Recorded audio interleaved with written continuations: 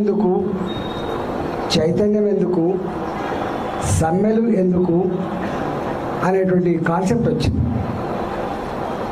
అంతకుముందు సంఘాలకు కార్మికుల సమస్యలు అర్థం చేసుకుని వాటి కోసం కొట్లాడే వాళ్ళ నాయకులుగా ఉండే. కానీ ఆ తదుపరి ఎట్లా నాయకులు అయినరో ఎవరు వచ్చిండ్రో నేను మీకు చెప్పాల్సిన అక్కర్లేదు. ఒక సందర్భంలో ఎంత దుర్మార్గం అంటే కార్మిక సంఘాలే సంస్థలను భ్రష్టు పట్టిస్తున్నాయి. కార్మిక సంఘాలు లేకపోతే సంస్థలు లాభాల బాటలు నడుస్తాయి. ఇది సింగరేణి అప్పుడు అనకపోవచ్చు, కానీ ఆర్టీసీ కార్మికుల సమ్మె సందర్భంగా అన్న మాట. అప్పుడు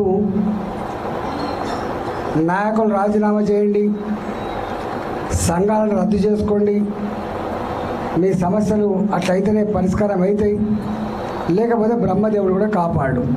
ఆ రోజు మాట. ఆ రోజు నేనే అన్నా, మీరు పుట్టకముందే సంఘం పుట్టింది, మీరు పుట్టకముందే సంఘం పుట్టింది. సంఘం ఇవాళ ఉన్నది, రేపు కూడా ఉంటుంది. కార్మిక వర్గం ఎప్పటి వరకు అయితే ఈ భూప్రపంచం మీద ఉంటుందో అప్పటి వరకు కార్మిక సంఘాలు ఉంటాయి అని చెప్తున్నాను. నువ్వు మంత్రులకి ఇట్లా మాట్లాడతావని చెప్పి నా మీద దిగబడ్డారు, రాసినది వేరు విషయం. కానీ వాళ్ళ మీ కళ్ళ ముందు కనబడే అంశం. ఇంతమంది లెక్కలు చెప్పండి మాధవ నాయకు, నేను ఆ లెక్కలకు పోను. 25 మిలియన్ టన్నుల బొగ్గు ఉత్పత్తి నాడు 1,16,000 మంది కార్మికులు. ఇవాళ 70 మిలియన్ల బొగ్గు ఉత్పత్తి అయినాడు 39,000 మంది కార్మికులు. మీకు తెలుసు, ఇది భూతల్లి సంపద. కోల్ మైన్స్ అనేది, కోల్ మైన్స్ కావచ్చు, ఐరన్ ఓర్ కావచ్చు, అది ఇంకోటి కావచ్చు, ఇవన్నీ కూడా భూతల్లి ఇచ్చిన సంపద. వరం మనకు. మేము చిన్నప్పుడు చూసేది సింగరేణి కార్మికుడు అంటేనే, ఆనాడు సింగరేణి కార్మికుడు అంటేనే ఆయన ఒక 5 ఎకరాల భూమి కొనుక్కుంటాడు, ఊళ్ళల్లో మంచి బంగ్లా కట్టుకొని ఉంటాడు అనేటువంటి ఫీలింగ్ ఉండే. ఈ సింగరేణి కార్మికుని నమ్ముకొని అల్లుకొని చికెన్ సెంటర్లు పెట్టిన వాళ్ళు, బట్టల షాపులు పెట్టిన వాళ్ళు, అనేక రకాల కటింగ్ చేసేవాళ్ళు కావచ్చు, వాళ్ళు బట్టలు ఉతికే వాళ్ళు కావచ్చు, వాళ్ళని నమ్ముకొని ఒకప్పుడు గోదావరి కని అంటే, గోదావరి కని రామగుండం అంటే అది ఎన్టీపీసీ కావచ్చు, ఎరువుల కర్మాగారం కావచ్చు, నా సింగరేణి కావచ్చు, అది వెలుగునిచ్చే ప్రాంతంగా ఉండే. ఎవరైనా ఊళ్ళల్లో ఉపాధి లేకపోతే పొట్ట చేత పట్టుకొని పోతే ఉపాధి కల్పించేటువంటి అడ్డ సింగరేణి గడ్డ. అట్లాంటి సింగరేణి ఇవాళ, అట్లాంటి సింగరేణి ఒకప్పుడు ఎక్కడ పోయింది చైతన్యం అనిపిస్తుంది. చైతన్యం చచ్చిపోతే దానికి వెనుక వచ్చేది ఇవే పరిణామాలు. అడిగే దిక్కుండదు, దిక్కున్న కాడ చెప్పుకోపోరానేటువంటిది వస్తుంది. గుర్తుపెట్టుకోండి, అరాచకం వస్తుంది, దోపిడీ వస్తుంది. ఆ దోపిడీ కూడా కొద్దిమంది చేతులకు వెళ్ళిపోతుంది తప్ప ఎక్కువ మంది చేతిలో ఉండదు. ఆనాడు కేవలం మట్టి తీయాలంటే కూడా మనం రిజెక్ట్ చేసినాం. ఓపెన్ కాస్ట్ మైన్లలో మట్టి తీయాలంటే కూడా ఎవరు రా నువ్వు అని అన్నాం మనం. మట్టి తీసే టెక్నాలజీ, మట్టి తీసే కెపాసిటీ మా సింగరేణికి లేదా అని చెప్పి మనం అన్నాం. మెల్లమెల్లగా ఆ ఓబి పడేరు పోయింది వాళ్ళ చేతికి.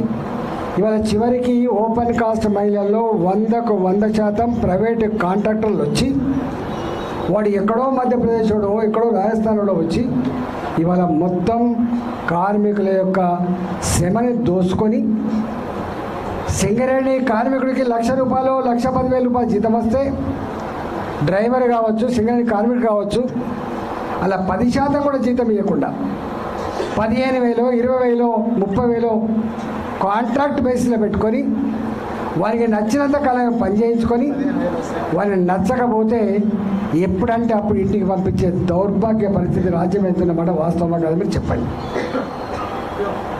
సంఘాలు నిర్వీర్యమైపోయినాయి, చైతన్యం చచ్చిపోయింది. ఇవాళ ఈ పరిస్థితికి వచ్చింది. ఇంతకుముందు మాధవ నాకు చెప్పింది మళ్ళీ రిపీట్ చేయదలుచుకోలే, కానీ సింగరేణి మన సంస్థ బొగ్గు ఇస్తే తెలంగాణ సర్కారుకు కరెంట్ వస్తుంది. సర్కార్ ఆధ్వర్యంలో ఉన్నాయి. చివరికి సింగరేణి ఆధ్వర్యంలోనే పవర్ జనరేషన్ స్టేషన్ పెట్టుకున్నాం మనం. ఆ పవర్ జనరేషన్ స్టేషన్ పెట్టుకుంటే దానికి బొగ్గు సప్లై చేస్తే, దానికి కరెంట్ సప్లై చేస్తే పైసలు రాలే. ఇంతకుముందు చెప్పినట్టుగా 2,000 కోట్లు 3,000 కోట్లు బకాయిలు ఉంటేనే గగ్గోలు పెట్టిన మనం ఇవాళ 43,000 కోట్లు అందాదా 43,000 కోట్ల రూపాయలు బాకీ పడ్డా. ఒకప్పుడు డిపాజిట్లతో వెలుగొందిన సింగరేణి, బ్యాంకులలో డిపాజిట్తో వెలుగొందిన సింగరేణి అప్పుల పాలైపోయి ఇవాళ 1 తారీఖు వచ్చిందంటే జీతం ఇవ్వాలంటే అప్పు తెచ్చుకుంటే తప్ప ఈయన దౌర్భాగ్య పరిస్థితి కారకులు ఎవరని చెప్పి మనం అడగాల్సిన అక్కడ ఉండాలి. ఒకసారి ఆలోచన చేసుకోండి. వీళ్ళు అంటారు నిజమే సింగరేణిలో 51% తెలంగాణ సర్కార్ది, 49% కేంద్ర ప్రభుత్వాలు. ఒకప్పుడు అన్నాడు కేసీఆర్ ముఖ్యమంత్రి అయినప్పుడు, దీని విషయాలు ఎంతనే మనమే కొనేదాంతి అన్నాడు. ఈ 49% కూడా మనమే కొనేదాడు. కానీ ఆయన కొనకపోయినప్పటికి కూడా నేను కళ్ళాలో చూసిన కాబట్టి చెప్తున్నా, తెలంగాణ సర్కార్ వచ్చిన తర్వాత కార్మిక సంఘాలు చైతన్యం చచ్చిపోయిన తర్వాత ఆయన చెప్పిందే వేదంగా మారిన మాట తప్ప ఇంకోట్లేదు. ఏదో కొంత బోనస్ ఎప్పటికప్పుడు కొంత పంచినట్టు చేసి ఏ కార్మికుడికి, అవుట్సోర్సింగ్ కార్మికుడికి ఏమి ఇవ్వకుండా దోపిడీ చేసిన విషయాన్ని ఇప్పుడు తెలంగాణ సమాజం మర్చిపోతలేదు. ఇవాళ బిఎంఎస్ బొగ్గని కార్మిక సంఘం ఏ డిమాండ్ పెట్టిందో దాంట్లో కాంట్రాక్ట్ ఎంప్లాయీస్, కాంట్రాక్ట్ కూడా అంటలేడు, కాంట్రాక్ట్ అంటే ఇది పర్మనెంట్ అయితేమని చెప్పి అవుట్సోర్సింగ్ అంటాడు వాడు.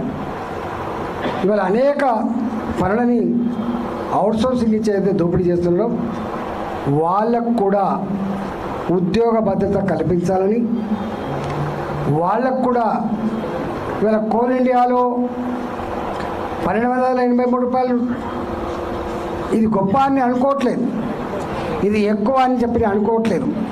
ఇవాళ ఒక కార్మికుడు